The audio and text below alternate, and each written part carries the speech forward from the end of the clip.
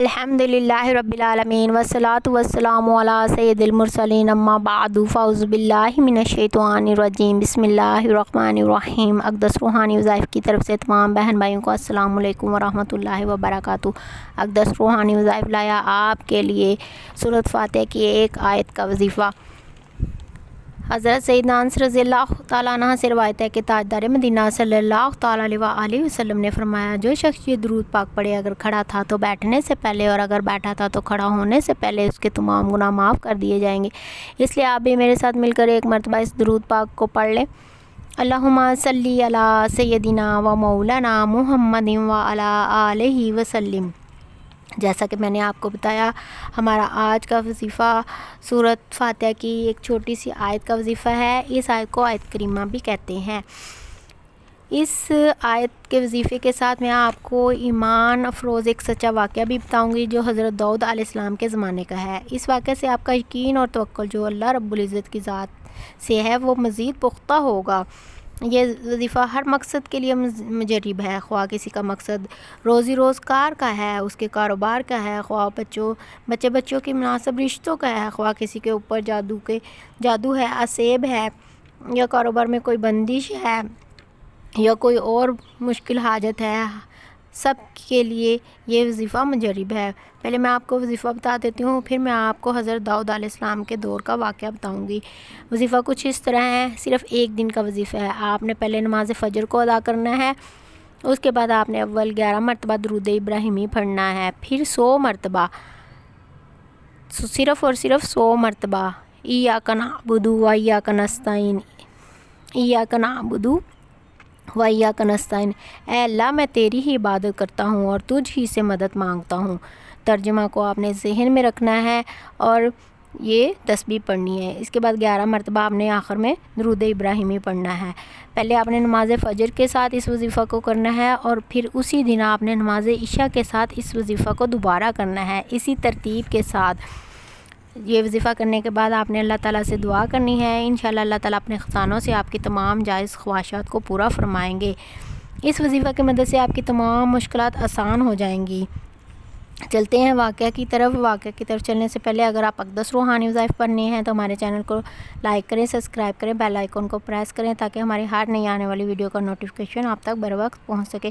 Comment section में अपनी राय का इज़हार करें। हज़रत दाऊद अलैहिस्सलाम के ज़माने का वाक़या है कि एक औरत बेवा थी जो रातों की नींदें कुर्बान करके सूद काट कर सुबह को बाज़ार ले जाकर बेचकर अपनी बच्चियों का पेट पाला करती थी। इसी तरह उसका गुज़र बसर हुआ करता था। एक दिन वो सूद काट कर लाल कपड़े में बांध कर बाज़ार की तरफ जा रही थी। पोटली को उसने अपने सर पर रखा हुआ था। एक परिंदा ऊपर से गुजरा। उसने लाल कपड़े को गोश्त का बड़ा सा टुकड़ा समझा और उस औरत के सर से उठाकर ले गया। वो औरत मायूस होकर हज़रत दाऊद अलैहिस्सलाम की खिदमत में हाज़िर हुई और अर्ज़ करने लगी, ये अल्लाह रब्बुल इज़्ज़त का कैसा इंसाफ़ है। अल्लाह ताला ने तो मेरी मेहनत को रायगा कर दिया। ये अल्लाह ताला का कैसा इंसाफ़ है। मैं एक बेवा औरत हूँ, मेरी 3 बच्चियाँ हैं। मैंने रातों की नींदों को कुर्बान करके सूद काट कर बाज़ार में बेच कर अपनी बच्चियों के लिए सामान लेकर आती हूँ, अपनी बच्चियों की परवरिश करती हूँ, अपनी बच्चियों का पेट पालती हूँ। तो आज मेरे साथ ये वाक़या हुआ। उधर हज़रत दाऊद अलैहिस्सलाम के दरवाज़े पर किसी ने दस्तक दी। आप अलैहिस्सलाम ने इन्हें अंदर आने की इजाज़त दे दी। वो अंदर आ गए। हर शख्स के हाथ में 100 दिनार थे। वो 10 आदमी थे। सब लोगों ने वो दिनार हज़रत दाऊद अलैहिस्सलाम की खिदमत में पेश किए और कहा, ये आप जिसको चाहें सदका कर दें। हमने अल्लाह रब्बुल इज़्ज़त से दुआ की थी, ये हम रब की रज़ा के लिए सदका करने आए हैं। आप अलैहिस्सलाम ने वजह पूछी तो उन्होंने कहा कि हम सब लोग कश्ती में सवार थे कि अचानक आंधी आई, हमारी कश्ती भी इधर उधर हचकोले लेने लगी। इसी वजह से हमारी कश्ती में सुराख हो गया और हमारी कश्ती के अंदर पानी भरने लगा।